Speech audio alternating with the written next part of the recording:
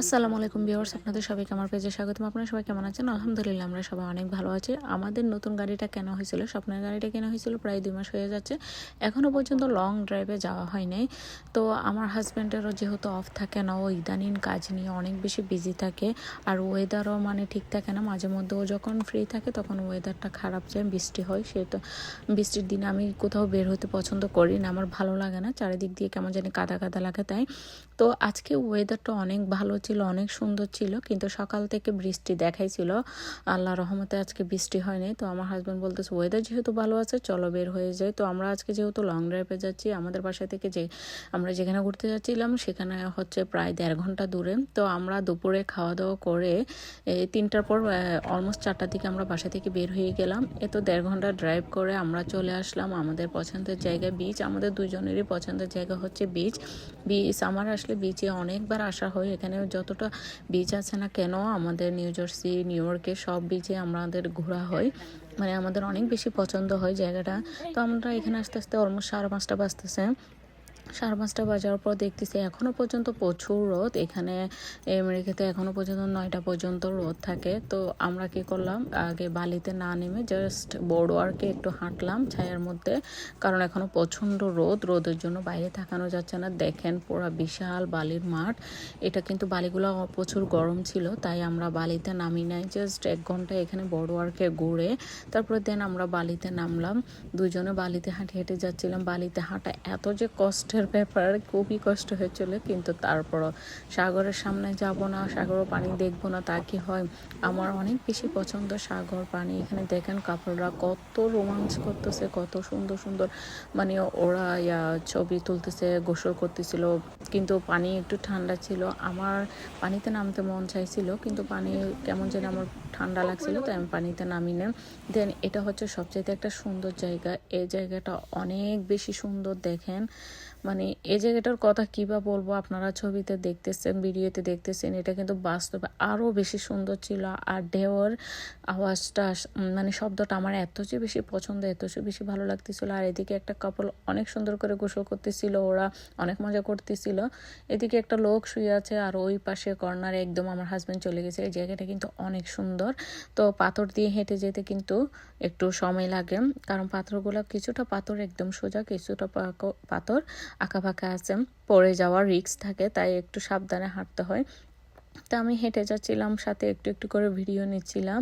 আর এখানে কিন্তু পাথরগুলো কিন্তু পিছলাও ছিল, তো দেখে শোনা হাঁটতে হয়। আর সামনেই তো চলে আসলাম আমিও, একদম সাগরের সামনে মাঝখানে। ধরতে গেলে পাথরগুলো একদম মাঝখান বরাবর চলে আসছে। দেখেন কত দূর পর্যন্ত পাথরগুলো আসছে, আর এত সুন্দর লাগতেছিল, এত ভালো লাগছিল। সেদিন প্রচুর বাতাস ছিল, আর সাগরের শব্দ সাউন্ডটা আমাদের দুইজনের অনেক বেশি ভালো লাগতেছিল।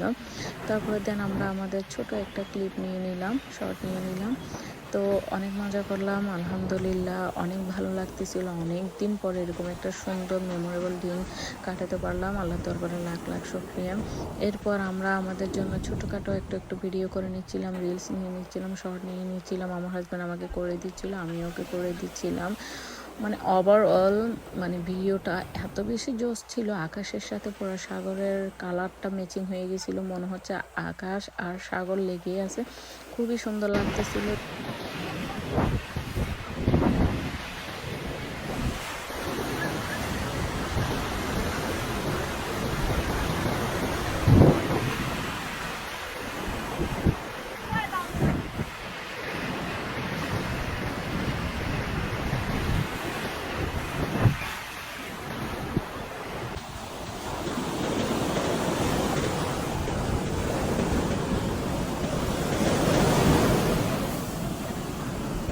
কিছুক্ষণ সাগরে হেঁটে দেন আমরা আবার উপরে উঠে আসলাম। এখানে এসে দেখতেছি অনেকগুলো রাইডসের ব্যবস্থা আছে। আসলে বিচটা অনেক বেশি বিরাট বড়, যার কারণে এক পাশ থেকে আরেক পাশেরগুলো বোঝা যায় না। আমরা ছিলাম ফার্স্টে এক কর্নারে, সেই কর্নারে কিন্তু তেমন কোনো রাইডস ছিল না, বিচে তেমন মানুষ ছিল না। দেন আমরা অপর কর্নারে যখন আসলাম তখন দেখতেছি এখানে এদিকে প্রচুর মানুষ, এত এত মানুষ। আর দেখেন সকলে মানে অনেক এনজয় করতেছিল, ট্রেন বসে বসে। দেন অনেকে আবার এরকম রোদ দেখলে এসে কি করে বিচের পাড়ে শুয়ে থাকে, তারপর রোদ পোহায়। এখানে তো সহজে রোদ পাওয়া যায় না। দেন বিচে প্রচুর বাতাস হওয়ার কারণে সবগুলা বালি চোখে মুখে আসতেছিল। তারপর আমরা উপরে উঠে আসলাম। উপরে উঠে এসে দেখতেছি এখানে বোর্ড ওয়ার্কে অনেক মানুষ। আজকে প্রচুর মানুষ ছিল, প্রচুর মানুষ হয়েছিল। আর বাচ্চারা তো রাইডসের ওইদিকে খেলতেছিল। আমি রাইডসগুলো ভয় পাই যেহেতু আমি উঠি নাই।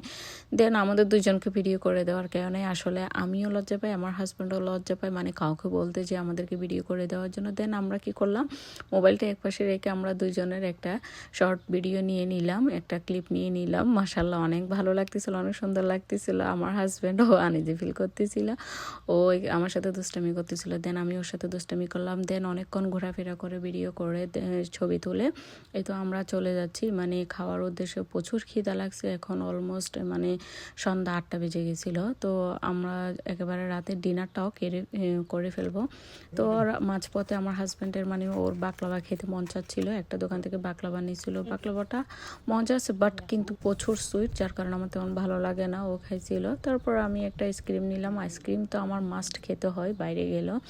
তারপরে দেন আমরা চলে আসলাম একটা পাকিস্তানি রেস্টুরেন্ট। আর এই রেস্টুরেন্টের খাবারটা অনেক বেশি মজা ছিল। আমরা একটা বিরিয়ানি নিয়েছিলাম, তারপরে নান নিয়েছিলাম, তারপরে চিকেন টিক্কা কাবাব নিয়েছিলাম। এই কাবাবটা অনেক মজা ছিল, আর নানটা এত সফট, এত মজা ছিল যা বলার বাহিরে, এখনো পর্যন্ত মুখে লেগে আছে। দেন আমরা এখন খেয়ে নেব। অনেক মজা ছিল খাবারগুলা, মাশাআল্লাহ আলহামদুলিল্লাহ। এত খাওয়া দাওয়া করে আমরা বাসার উদ্দেশ্যে রওনা দিলাম। আজকে এই পর্যন্ত। আশা করি ভিডিওটা আপনাদের ভালো লাগছে। যদি ভালো লেগে থাকে লাইক কমেন্ট শেয়ার করবেন। সবাই ভালো থাকবেন, সুস্থ থাকবেন। আল্লাহ হাফেজ, আসসালামু আলাইকুম।